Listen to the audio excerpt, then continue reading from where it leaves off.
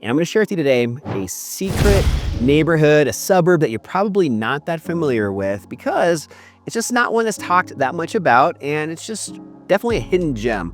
I don't like using that term gem, but I don't know what else to say other than that word today because it truly is just a very special area that once people kind of get situated and move to Denver and have spent a few years here, they usually eventually find out about it and they say what a lot of people say, which is, man, I wish I would have learned about this place sooner and maybe even considered moving out to this southwestern side of Denver in this very unique and very cool spot. So where am I talking about? Well, I'm talking about Ken Caryl, and Ken Caryl actually has a lot of different areas to it. And I'm gonna share with you guys a little bit about all of these, but I'm gonna share one specifically that I think is without a doubt the coolest spot in town, in an area that I have strived to live in myself. I've got family that lives over there. I've sold real estate in this area. I just love it. So we'll talk about that one in a second. But first, I just want to share a little bit more about what Ken Caryl is and just share a little bit more about why it's so special. So first off, just to share a little bit of a background story with you, back in 1913, there was this Midwestern newspaper mogul, a magnate named John Charles Schaefer.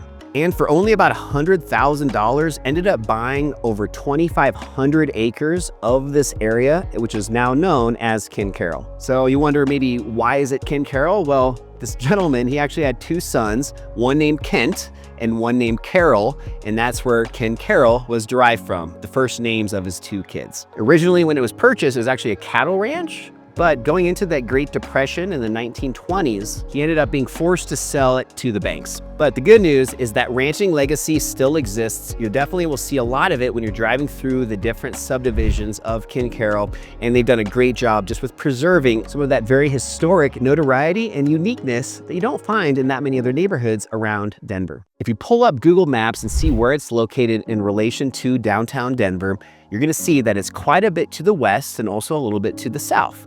So you do have a bit longer of a commute if you are still going into downtown Denver on a daily or maybe a somewhat regular basis.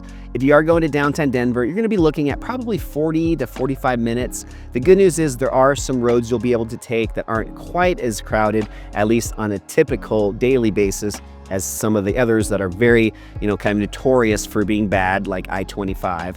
So you're gonna be able to avoid some of that, but it still will be at least a 40-minute commute to downtown Denver. And it also will be a bit longer if you're trying to get all the way out to the airport.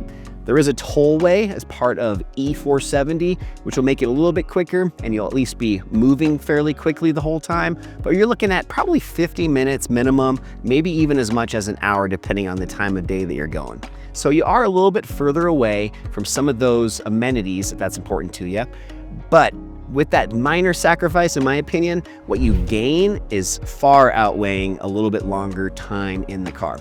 And that's just this true blend of being close to all of the amenities of Denver and all the great things that the suburban lifestyle offers you in Littleton and just in the areas around Denver. But you also have all of this great access to nature, outdoor lifestyle, tons of stuff that is very rare to find really anywhere in Denver, even on other neighborhoods that are on the western slope. Other areas that are on the western side of town that are further north of Ken Caryl, places like Golden, even areas like Wheat Ridge and Applewood, they're all amazing as well. But what's so cool with Ken Caryl is it's smaller and it just has this very unique blend, again, with nature and the community of homes that are in these areas.